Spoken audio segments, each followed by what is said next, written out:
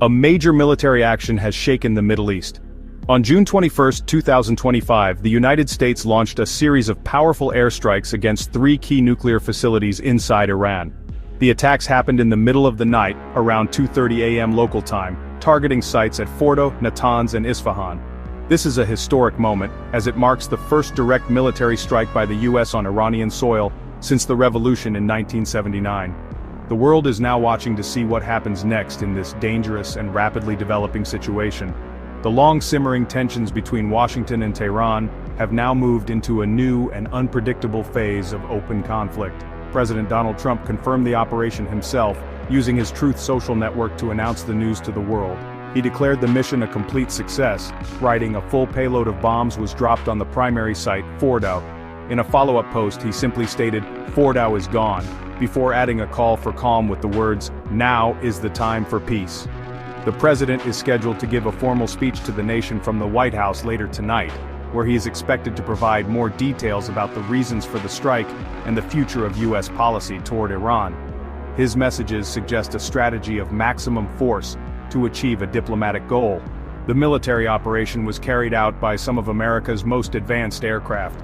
U.S. Air Force B-2 stealth bombers, famous for their ability to avoid radar detection, were used to deliver massive bombs. These planes likely flew from the U.S. military base on the island of Diego Garcia. They were reportedly armed with 30,000-pound bunker-buster bombs, which are designed specifically to destroy targets that are buried deep underground. The main target, Fordow, is built inside a mountain to protect it from attack, making these powerful weapons necessary for the mission's objective of disabling the facility completely. The 3 sites that were hit are central to Iran's nuclear ambitions. Fordow and Natanz are the country's 2 main locations for uranium enrichment, a process that can be used to create fuel for nuclear power plants or, at higher levels, material for nuclear weapons. The Isfahan facility is critical for converting uranium and, according to international inspectors, stored a large amount of Iran's highly enriched uranium. By targeting these specific locations, the United States aimed to deliver a severe blow to Iran's ability to develop a nuclear weapon, a goal that has been at the center of international concern for many years. This sudden attack did not come out of nowhere. It followed a period of very high tension and clear warnings. President Trump had recently given Iran a 2-week ultimatum, a final chance to come to the negotiating table and discuss its nuclear program. When Iran did not meet the U.S. demands, the stage was set for a military response. The United States had already started moving its military assets into position, sending B-2 bombers to Guam and deploying refueling tanker planes in the region. These preparations showed that the ultimatum was serious and that the U.S. was fully prepared to use force if its diplomatic efforts failed to produce results. The situation was made even more complicated by an ongoing conflict between Israel and Iran. For 9 days, the 2 regional enemies had been trading blows, with Israeli strikes reportedly killing senior commanders in Iran's Islamic Revolutionary Guard Corps.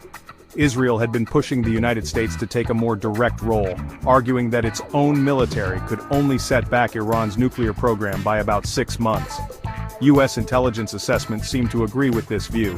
This pressure from a key ally, combined with the escalating regional violence, likely played a significant role in the timing of the American decision to strike. Interestingly, there was disagreement within the U.S. government about the true nature of Iran's nuclear activities.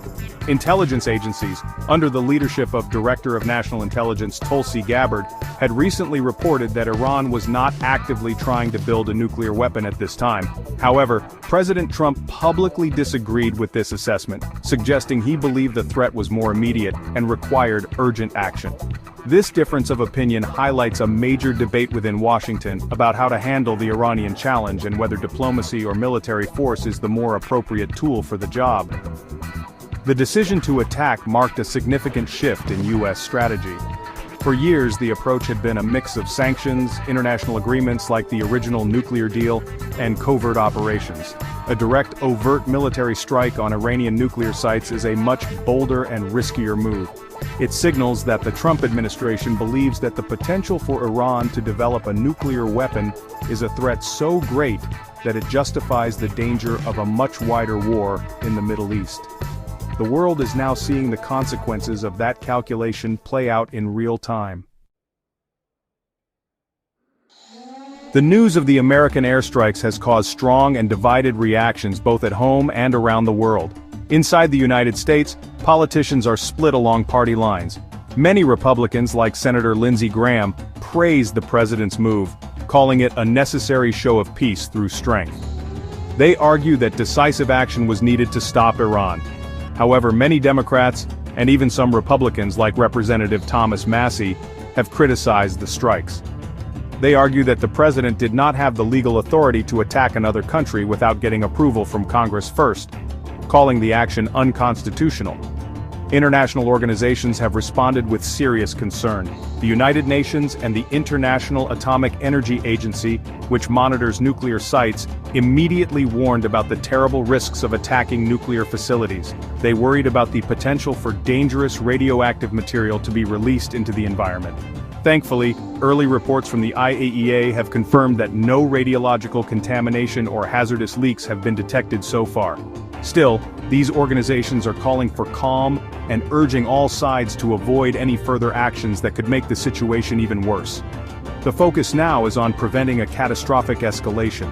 Iran and its allies have responded with anger and threats. An official from the Iranian government warned that the nearly 40,000 U.S. troops stationed at bases across the Middle East are now considered legitimate targets for retaliation. Iran's President Ibrahim Pezeshkian said his country is still ready for negotiations but blamed Israel for causing the crisis. Allies of Iran in the region, such as the Houthi group in Yemen, have promised to restart their attacks on American ships in the Red Sea. These threats raise the very real possibility of a wider conflict that could pull in many different countries and groups. Global leaders are now scrambling to find a diplomatic solution. European diplomatic efforts that were underway in Geneva have stopped for now. Turkey's President Erdogan has offered to step in and act as a mediator to help calm tensions between the US and Iran. French President Macron has also called for an immediate return to negotiations. Meanwhile, former Israeli Defense Minister Yoav Gallant publicly praised President Trump's bold decision, showing the deep divisions in how the world views this attack. The international community is torn between supporting the US action and fearing the consequences of a full-blown war. This event is incredibly important because it changes the rules of the game in the Middle East. For decades, the conflict between the US and Iran has been fought through sanctions, political pressure, and proxy wars. A direct American military attack on Iranian soil is a massive escalation. It crosses a line that has not been crossed before. Analysts are calling this a historic escalation because it creates a new and much more dangerous reality. The big question everyone is asking now is whether this will lead to an all-out war or, as President Trump hopes, force Iran to the negotiating table for a lasting peace deal. The risk of this conflict spreading is very high. Iran has powerful allies and proxy forces across the region, from Hezbollah in Lebanon to militias in Iraq and Syria. If these groups decide to join the fight by attacking US or Israeli targets, the situation could spiral out of control very quickly. Iran has also warned that any ships carrying weapons to Israel will be considered fair targets. This could threaten major shipping lanes and draw other countries into the conflict. The entire region is on edge, waiting to see what Iran's next move will be and how the United States will respond to any retaliation. In the immediate aftermath, the focus has shifted to safety and diplomacy.